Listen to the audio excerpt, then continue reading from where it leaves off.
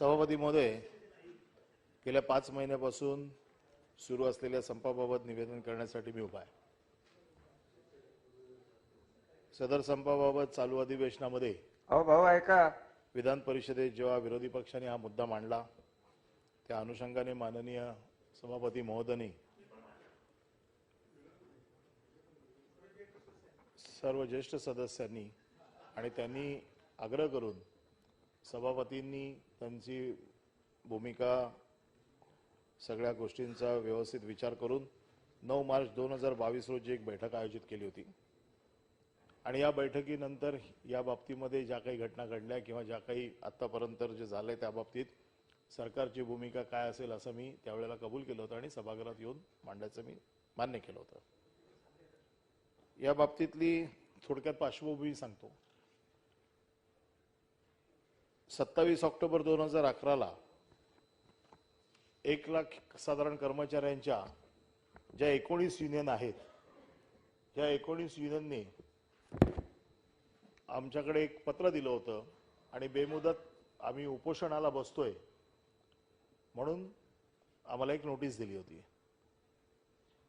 आणि दिवाळीच्या तोंडावर अशा प्रकारे कर्मचाऱ्यांचं कुठलंही आंदोलन होऊ नये म्हणून या 19 कर्मचाऱ्यांच्या युनियनची एक कृती समिती आहे। या कृतीच्या समितीच्या समोर माझी बैठक झाली। या कृती समितीच्या प्रामुख्याने 3 मागण्या होत्या। ज्या मागण्या होत्या त्या होत्या की आमच्या मागच्या करारामध्ये ज्या काही मान्य केलेल्या गोष्टी आहेत त्या आपण अजूनपर्यंत आम्हाला दिल्या नाहीयेत आणि म्हणून आपण त्या आम्हाला द्याव्यात अशा प्रकारची त्यांची मागणी होती।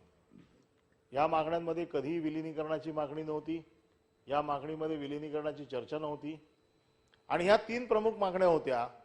त्याच्यामध्ये आमच्या करारामध्ये जी एक अट आहे की राज्य सरकारप्रमाणे डीए हा एसटी कर्मचाऱ्यांना मिळेल आणि राज्य कर्मचाऱ्यांचा डीए हा 17% होता आणि एसटी कर्मचाऱ्यांचा डीए 12% होता आणि त्यांचं जे वेतनवाढ होती ती 2% वरनं 3% राज्य शासनाप्रमाणे मिळावी ही दुसरी मागणी होती आणि घरभाडे भत्ता होता तो 7-14-21 वरनं 8-16-24 हा सरकारी कर्मचाऱ्यांप्रमाणे करावा अशा ह्या प्रामुख्याने 3 मागण्या होत्या।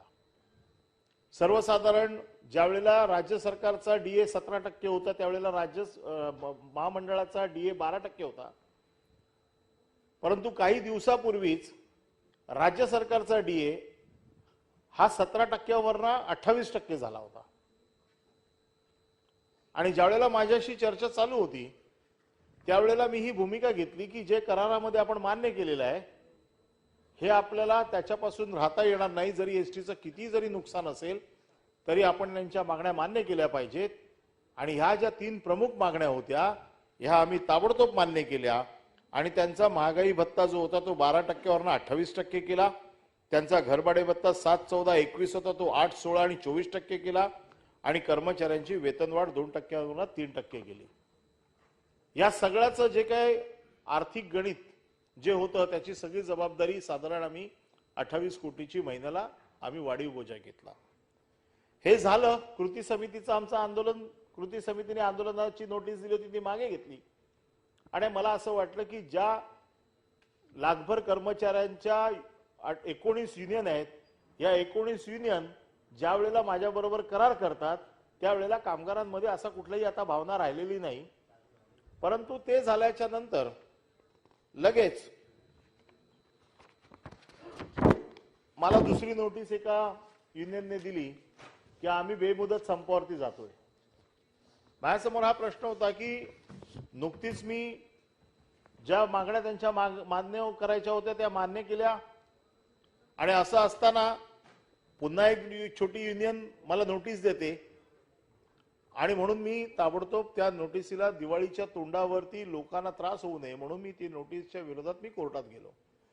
इंडस्ट्रियल कोर्टाने माझ्या बाजूने निकाल दिला मंडळाच्या बाजूने की कर्मचाऱ्यांनी संपावर जाऊ नये। असं असताना देखील या सगळ्या पार्श्वभूमीवरती गेल्या 2 वर्षात कोविडमध्ये आम्ही बोनस दिला नव्हता, परंतु मी अशी भूमिका घेतली की गेल्या 2 वर्षात कोविडमुळे बोनस दिला नाहीये, यावर्षी बोनस दिला पाहिजे म्हणून आपण कामगारांना आणि अधिकाऱ्यांना 2,500 आणखीन 5,000 रुपये दिवाळीची भेट म्हणून दिली, जी आपण दरवर्षी देतो.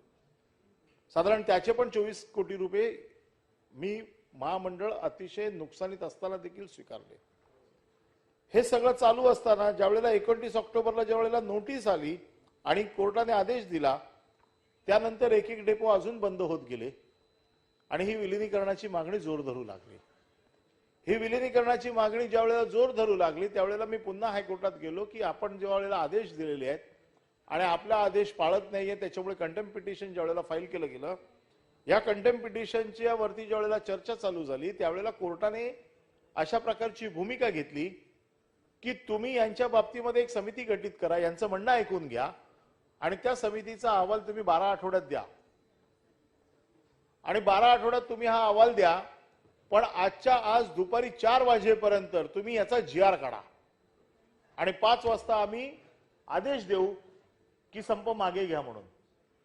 कधी नव्हे ते मी स्वतः इतकी धावपळ करून दुपारी 3 वाजता GR काढला. 4 वाजता त्या कमिटीची पहिली बैठक झाली. 4:30ला मी प्रोसिडिंग कोर्टात सबमिट केलं. एवढं करून देखील कोर्टाने त्या दिवशी काही आदेश दिला नाही आणि हा संप चालू राहिला. आणि हा संप ज्यावेळेला चालू राहिला त्यावेळेला पुन्हा वारंवार आम्ही कोर्टाला हे सांगत होतो की समितीचा अहवाल, आता 3 समिती नेमलेली आहे, ह्या समितीकडे आपण जे काम सोपवलेलं आहे ती समिती 12 आठवड्यामध्ये आपला निर्णय देईल. याच्यामध्ये एसटी कर्मचाऱ्यांना शासकीय कर्मचारी म्हणून मान्यता मिळावी याच्या बाबतीमध्ये कमिटीने अभ्यास सुरू केला. त्यांनी सगळ्या युनियनचं म्हणणं ऐकून घेतलं, कामगारांचं म्हणणं ऐकून घेतलं, कायदेशीर प्रशासकीय बाबी, कायदेशीर बाबी, आर्थिक बाबी सगळ्या तपासून घेतल्या आणि हा संप आम्हाला असं वाटलं होतं की एका ठराविक वेळेला संप मागे येईल आणि म्हणून त्यावेळेला संपाचं जे नेतृत्व करत होते ते माननीय सदाभाऊ खोत, माननीय आपल्या सभागृहाचे सदस्य पडळकर हे त्यावेळेला संपाचं नेतृत्व करत होते आणि म्हणून त्यांनी संपाचं नेतृत्व करतात म्हणून त्यांच्याशी बोलून त्यांनी अशी भूमिका मांडली की ज्यावेळेला विलिनीकरणाचा येईल तेव्हा येईल अहवाल, त्याला 12 आठवडे आहेत, तोपर्यंत आपण कामगारांच्या पगाराची वाढ करावी जेणेकरून कामगारांना जो संप केलाय त्याच्यामध्ये काहीतरी आपल्या हाताशी लागलं असा विचार करून कामगार कामावर येतील. आम्ही देखील त्यावेळेला कधी हा विचार केला नाही मागे पुढे आणि त्यांनी जी काय मागणी केली ती थेट आम्ही त्यांच्या पगारामध्ये 5,000 रुपये, 1 ते 10 वर्ष ज्यांची सर्व्हिस आहे त्यांना 5,000 रुपये, 10 ते 20 वर्ष सर्व्हिस आहे त्यांना 4,000 रुपये आणि 20 वर्षापेक्षा अधिक आहे त्यांची 2,500 रुपये अशी वाढ केली. ही थेट मूळ पगारात केली. ज्यावेळेला 5,000 रुपये पगारात वाढ केली जाते त्यावेळेला त्याचा पगार 8,000 रुपयाने वाढतो. एसटीचा आतापर्यंतचा जो पूर्व इतिहास आहे, एसटी मध्ये 800-900 रुपयापेक्षा पगारवाढ कधी वाढली नव्हती गेल्या कित्येक करारामध्ये. आणि ज्या वेळेला 8,000 रुपये त्याचा पगार वाढला, ज्याची 4,000 रुपये वाढ केली होती त्याचा 6,000 रुपये वाढला आणि ज्याची 2,500 रुपये केली होती त्याची आम्ही साधारण 4,000 पर्यंत वाढ केली. ही जवळपास आकडेवारी ही 7व्या वेतन आयोगाच्या जवळपास नाही. मुळात त्यांची मागणी जी 3 होती की विलिनीकरण का, याचा जेव्हा आम्ही अभ्यास करत होतो तर विलिनीकरण का, तर प्रामुख्याने 3 मागण्या की आम्हाला शासकीय कर्मचाऱ्यांच्या पेक्षा चांगला सारखा पगार मिळावा, दुसरा आमच्या पगाराची हमी घ्यावी आणि तिसरं आमची नोकरी शाबूत राहावी. हे करताना आम्ही हा विचार केला की आम्ही तुमचे पगार जे वाढवलेले आहेत ते बऱ्यापैकी वाढवलेले आहेत आणि त्या दिवशी शासकीय कर्मचाऱ्यांच्या जवळपास नेऊन ठेवलेले आहे आणि त्याच वेळेला आम्ही हा पण निर्णय घेतला की एसटी कर्मचाऱ्यांच्या मध्ये जी एक अस्वस्थता होती की आमचे पगार वेळेवर होत नाहीत कारण एसटी नुकसानीत असल्यामुळे, मग त्यावेळेला सरकारने ही जबाबदारी घेतली की याच्या पुढे एसटीचे पगाराची जबाबदारी सरकार घेईल आणि कुठल्याही परिस्थितीत 10 तारखेच्या आतमध्ये एसटी कर्मचाऱ्यांचा पगार होईल, त्यासाठी जी काही मदत लागेल ती सरकारकडून मिळेल. त्यामुळे पगाराची गॅरंटी देखील एसटी कर्मचाऱ्यांची सरकारने घेतली की 10 तारखेपर्यंत आम्ही तुमचा पगार देऊ आणि नोकरी तर काढण्याचा कोणाचा प्रश्नच नव्हता कारण आम्ही तशी कुठली भूमिकाच घेतली नव्हती. या 3 गोष्टी साधारण आम्ही मान्य केल्या होत्या. परंतु त्यावेळेला दुर्दैवाने पडळकर साहेब, खोत साहेब यांनी प्रयत्न केले परंतु त्यांचे प्रयत्न त्यावेळेला यशस्वी होऊ शकले नाहीत कामगारांनी विलिनीकरणाच्या मागणीवरती त्यांचा नवीन नेता शोधला आणि त्या नवीन नेत्याच्या भरोश्यावरती कामगारांनी संप काही मागे घेतला नाही। एका बाजूला भरघोस पगार वाढ देऊन शासनाला हा संप मिटवताना अपयश आलं, अडचण आली आणि हे सगळं चालत असताना आम्ही सारखं त्यांना सांगत होतो की आपण कामावर या, आपले जे काही प्रश्न आहेत या सगळ्या प्रश्नांच्या बाबतीमध्ये शासन चर्चा करायला तयार आहे। आपले प्रश्न आपण मिटवू शकतो, परंतु एसटी चालू झाली पाहिजे, कारण जसं आमचं दायित्व कामगारांच्या बाबतीत आहे तसंच आमचं दायित्व लोकांच्या बाबतीत देखील आहे, जनतेच्या बाबतीत देखील आहे। आज विद्यार्थी, कॉलेजमध्ये जाणारी मुलं, शाळेमध्ये जाणारी मुलं, सिनियर सिटीजन ज्यांना आम्ही सवलतीच्या दरामध्ये घेऊन जातो आणि आज मोठ्या प्रमाणात शाळेतली मुलं किंवा विद्यार्थी किंवा ग्रामीण भागातला गरीब माणूस आज तालुक्याच्या ठिकाणी किंवा शहराच्या भागात एसटीचाच वापर करतो। आपण एसटीला वेठीला धरू नका अशी वारंवार मी विनंती एसटी कर्मचाऱ्यांना करत होतो, परंतु ते कर्मचारी आजही ह्या मतावर ठाम होते की विलिनीकरण झाल्याशिवाय आम्ही काही कामावर येणार नाही। हे सगळं होत असताना वारंवार कोर्टामध्ये तारखा पडतायत, कोर्टाने वारंवार त्यांना सूचना दिली, कोर्टाचं देखील बऱ्याच वेळा त्यांनी ऐकलं नाही। आम्ही सतत मागणी करत होतो की कंटेम्प्ट आपण मान्य करा, परंतु काही कारणास्तव कोर्टाने कंटेम्प्ट अजून मान्य केला नाही। हे सगळं करत असताना साधारण आज आम्ही वर्षाला 4320 कोटीचं बर्डन हे राज्य शासनाने घेतलेले। आज कधीही पगाराची वाढ आज साधारण 1080 कोटीची वाढ वर्षाला आज शासनाने ही एसटीची मान्य केलेली आहे। एवढी मोठी वाढ मान्य करून देखील आज या संपाच्या बाबतीमध्ये आज हा तोडगा निघत नाही आणि म्हणून आम्हाला असं वाटलं की त्रिसदस्यीय समितीचा अहवाल आला की या बाबतीमध्ये कामगारांच्या मनामध्ये जी काय संदिग्धता होती, त्यांच्या मनात काही विचार होते, त्यांना असं वाटलं होतं, कारण त्यांना जे सांगितलं जातं की संविधानामध्ये लिहिलंय की विलिनीकरण होणार, संविधान 100% विलिनीकरण करून देणार, अशा वेगवेगळ्या अफवांना बळी पडून कामगार त्या मतावरती ठाम होते आणि म्हणून त्रिसमिती सदस्याचा अहवाल ज्या वेळेला आला तो त्रिसदस्य समितीचा अहवाल आम्ही कोर्टात सबमिट केला। कोर्टाने विचारलं की हा अहवाल मुख्यमंत्र्यांना मंजूर आहे का, तुम्ही मुख्यमंत्र्यांची मंजुरी घ्या। आम्ही मुख्यमंत्र्यांची मंजुरी घेतली। मग विचारलं की याच्यामध्ये जे आर्थिक त्याच्यामध्ये बाबी आहेत, या आर्थिक बाबी राज्य शासनाशी संबंधित असल्यामुळे तुम्ही राज्य शासनाची परवानगी घेतली का, राज्य शासनाची कॅबिनेटची।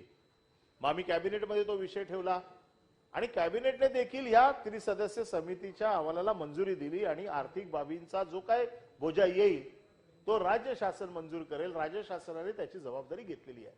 म्हणजे जी भीती होती मनामध्ये की जे काय एसटी महामंडळ पगाराच्या बाबतीत ठरवेल त्याची जबाबदारी कोण घेणार, आणि म्हणून त्याची जबाबदारी देखील राज्य शासनाने घेतलेली आहे आणि त्यामुळे जवळजवळ वार्षिक सुमारे 4320 कोटी रुपयाचा भार आज आम्ही आमच्या अंगावर घेतलेला आहे।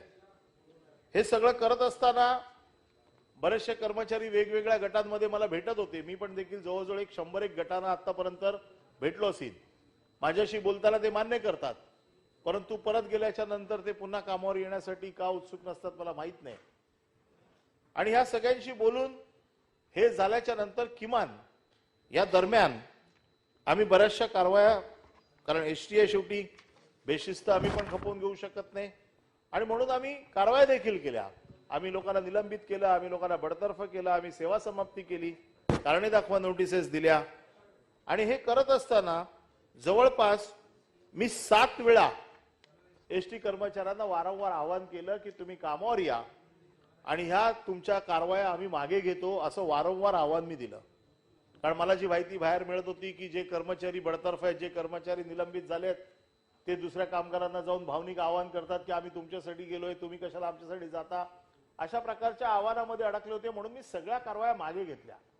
जवळपास 7 वेळा मी हे आतापर्यंत आवाहन केलं की मी कारवाया सगळ्या मागे घेतो, आपण कामावर या।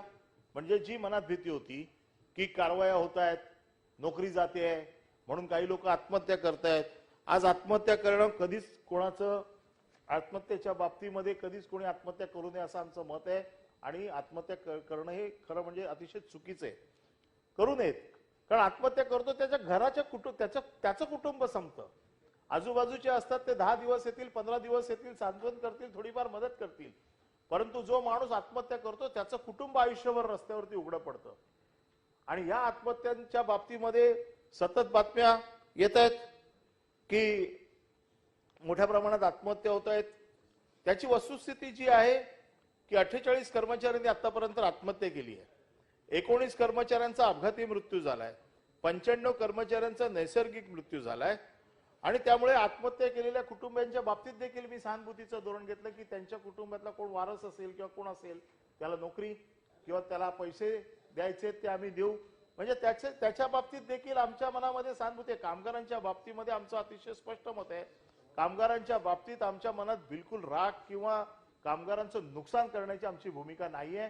आमच्या आजही म्हणणं कामगारांच्या बाबतीत हेच आहे, आम्ही सगळ्या कारवाया मागे घेऊ, परंतु आपण कामावर या.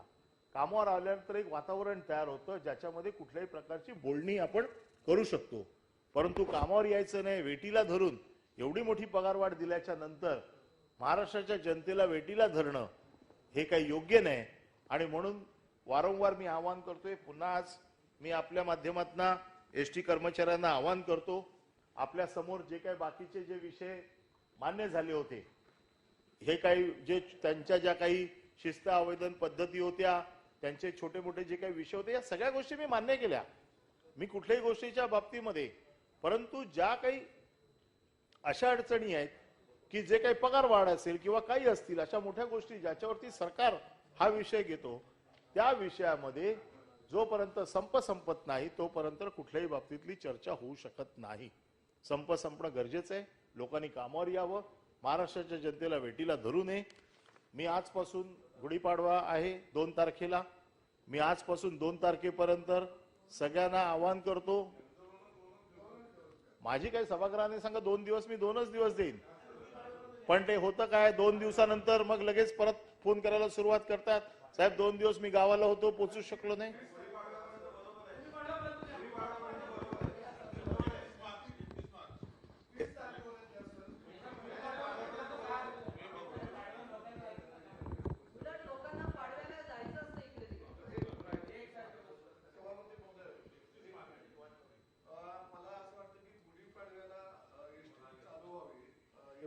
एक एप्रिल पासून आणि 30 तारखेपर्यंतचा वेळ भरपूर होतोय. ठीक आहे, मी 30 तारखेपर्यंत 31 तारखेपर्यंत सर्व कर्मचाऱ्यांना पुन्हा एकदा आवाहन करतो, आपण कामावर यावं. येणारं वर्ष जनतेला, महाराष्ट्राच्या जनतेला समाधानाने आपला गुढीपाडवा साजरा करण्यासाठी एसटीचा वाहतुकीचा उपयोग व्हावा, नवीन वर्ष चांगलं जावं. आणि त्यांच्या मनात ज्या काही चुकीच्या गोष्टी गेलेल्या आहेत, मला बरेच लोक सांगतात की त्यांनी आत्महत्या केली. मी कारण विचारतो, आर्थिक विवंचना. पण मी कामावर येण्यापासून बंद केलेलंच नाहीये ना. तुम्ही कामावर या. आज टीव्हीवरती किंवा मी पेपरमध्ये बातम्या वाचतो की एसटी कर्मचारी रस्त्यावरती भाजी विकतायत. तर मी विचारलं, भाजी का विकतायत, किती पैसे मिळतात? 8 ते 10 हजार रुपये. अरे आज किमान 25,000 रुपये पगार झालाय, मॅक्झिमम पगार 60,000 रुपये पण आहे. तर अशा वेळेला भाजी विकायचं काय कारण आहे? एसटीत येऊन काम करा. बाकी सगळ्या गोष्टींची जबाबदारी आम्ही घेतो. तर ह्या सगळ्या गोष्टी मला असं वाटतं की सरकारने पुन्हा एकदा आवाहन केलेलं आहे. मला या गोष्टी आपल्या माध्यमातून महाराष्ट्रातल्या एसटी कर्मचाऱ्यांना आणि जनतेला सांगतो की त्यांच्या भावनांचा अजून खेळ कोणी उद्रेक करू नका. कारण बाहेर ज्या पद्धतीने भडकवलं जातंय किंवा ज्या पद्धतीने त्यांना चुकीच्या वाटेवर घेऊन जात आहे. मुंबईतला गिरणी कामगार कसा उद्ध्वस्त झाला हा आम्ही आमच्या डोळ्याने बघितलंय, कारण आम्ही त्याच भागातनं मोठे झालेलो आहेत. असं कोणाच्याही बाबतीत दुर्दैवाने घडू नये अशी माझी स्वतःची इच्छा आहे. म्हणून कुठली कडक कारवाई करू नये अशा प्रकारची भूमिका माझी होती. मला असं वाटतं की आपण देखील सगळ्यांनी प्रयत्न केले, आपल्या प्रयत्नांना यश येईल असा मला विश्वास आहे. आणि म्हणून सगळ्या कर्मचाऱ्यांनी पुन्हा एकदा कामावर यावं. 30 तारखेपर्यंत या जे कामावर येतील त्यांनी अर्ज करावा, त्यांचा अर्ज मान्य करू आम्ही. त्याचबरोबर मी प्रयत्न करतोय की मुलं जी आहेत त्यांच्या परीक्षा चालू आहेत, 10वी 12वीच्या मुलांच्या परीक्षा चालू आहेत. मी शक्यतो प्रयत्न असा करतोय की जिथे शाळांमध्ये कॉलेजमध्ये जाणार आहेत, सध्या बाजूच्या गाड्या ज्या आहेत त्या रूटवरती डायव्हर्ट करण्याच्या सूचना मी दिलेल्या आहेत की शाळांच्या रूटवरती जास्त गाड्या चालवा परीक्षे संपेपर्यंत. तर मला असं वाटतं की त्याची पर्यायी व्यवस्था तशा पद्धतीने होईल आणि सभापती महोदय आपण मध्यस्थी करून ह्या सगळ्या गोष्टींमध्ये मार्ग काढण्याचा प्रयत्न केला त्याबद्दल आपले आभार मानून मी माझं निवेदन थांबवतो.